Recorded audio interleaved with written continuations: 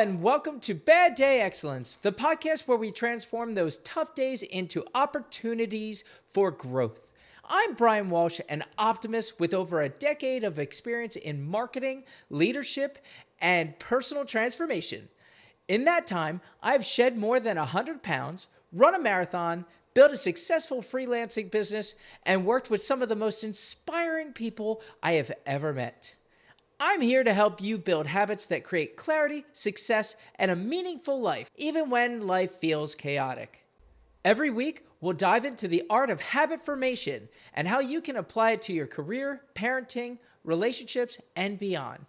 This week, we'll dive deep into your origin story. Do you face obstacles like a hero, using them to grow? Or like a villain, seeing only barriers you can't break? We'll identify patterns to look for and ways to build the habits of seeing life through the hero lens. Ready to turn a bad day into your next breakthrough? Let's get started. Guess what? It's story time. Morgan was born in a small town where money was tight, but love was abundant. His parents weren't together, and he lived with his mother, half-brother, and stepfather. Moving frequently, every new school was an opportunity to make friends. One day, his mother gave him a choice: move to a new state with her or stay with his grandparents. It was a difficult decision for a young boy, but he ultimately chose to stay. Adjusting to his new home, he embraced the challenge of starting over. With his grandparents' unwavering support, he explored his interests in sports, music, art, and academics. He thrived in an environment that encouraged curiosity, allowing him to develop both creatively and intellectually. When he went to college, he continued to push himself, eager to learn and grow. He faced challenges, but rather than letting them break him, he used them as stepping stones. Every obstacle was an opportunity to rise, every failure a lesson that fueled his determination. Upon graduating, in difficult times, he never wavered. He adapted, persisted, and found purpose in helping others navigate life's uncertainties. With a deep passion for learning and guiding others, he became a source of support and inspiration, proving that resilience and self-discovery lead to fulfillment. Now, let me tell you a different version of this story. Morgan was born in a small town where money was tight and life was unfair. His parents never saw eye to eye, leading to their separation. He spent most of the week with his mother, half-brother, and stepfather, counting down the days until he could escape to his grandparents' house. Constantly uprooted, he had to start over at every new school. One day, his mother told him they were moving to another state, forcing him to choose between her and his grandparents. Sitting alone in his empty bedroom, torn between abandonment and survival, he chose what seemed to be the safest option: his grandparents. In a crowded cafeteria, Morgan scanned the room for a friendly face. Conversations buzzed around him, but he sat alone, his tray untouched.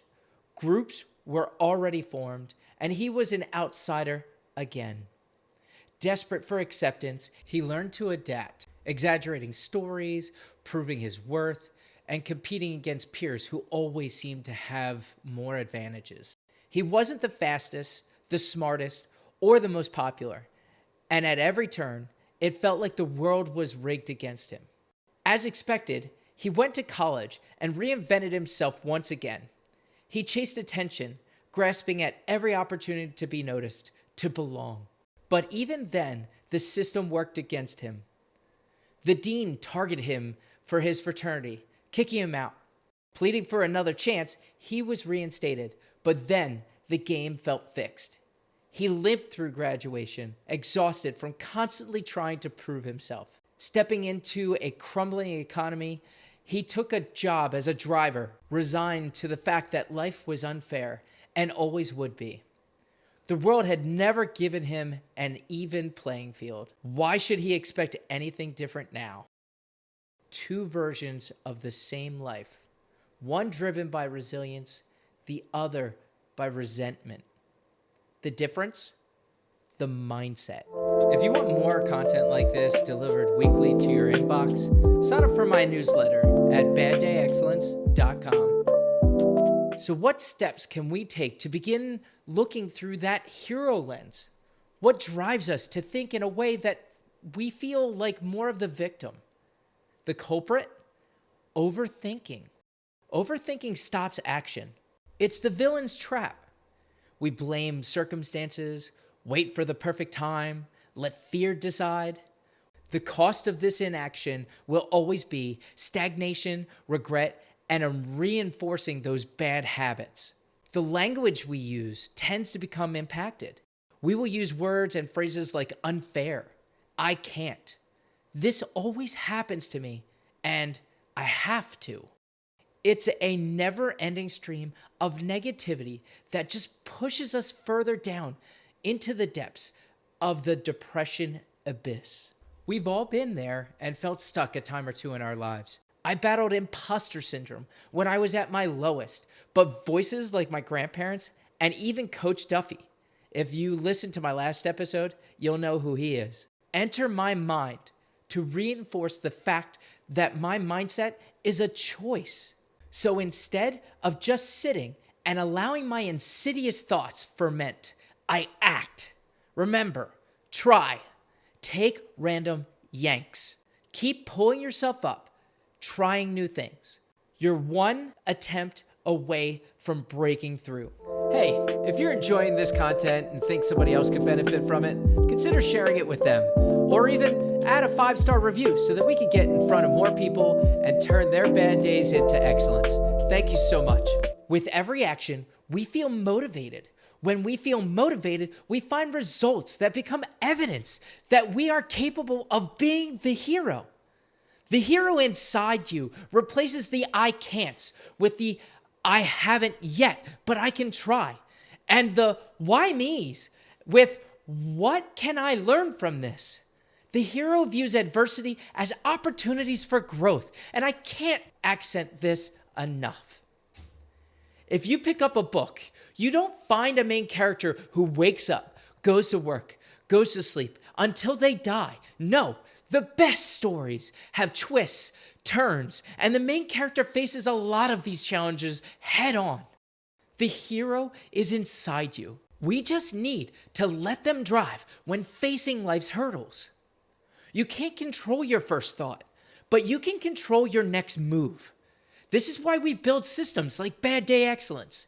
You could do the same for emotional triggers. So the next time your boss throws work over the fence, even though you already are handling 12 other projects, you may immediately feel a sense of anger or regret. But I challenge you to put on your hero mask and say to yourself, maybe this is an opportunity for me to see how efficient I can be with my time. Shifting to the hero lens isn't something that just happens.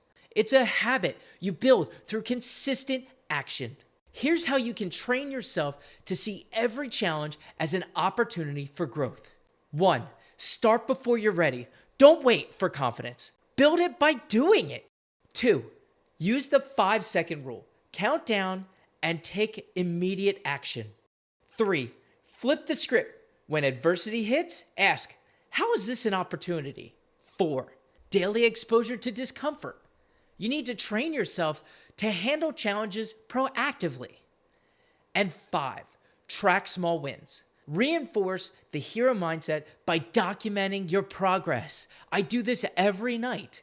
I open up the journaling app in my phone and I jot down my wins from that day. Okay, it's time to strap on that hero cape and tackle this week's challenges.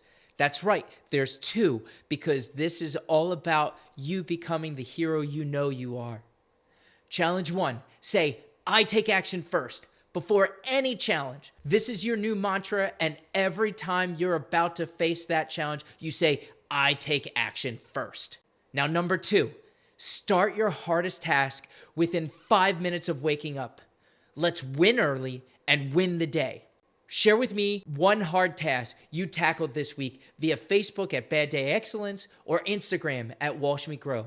As always, I will post up on my blog, baddayexcellence.com, some additional takeaways and resources for you to build those great habits.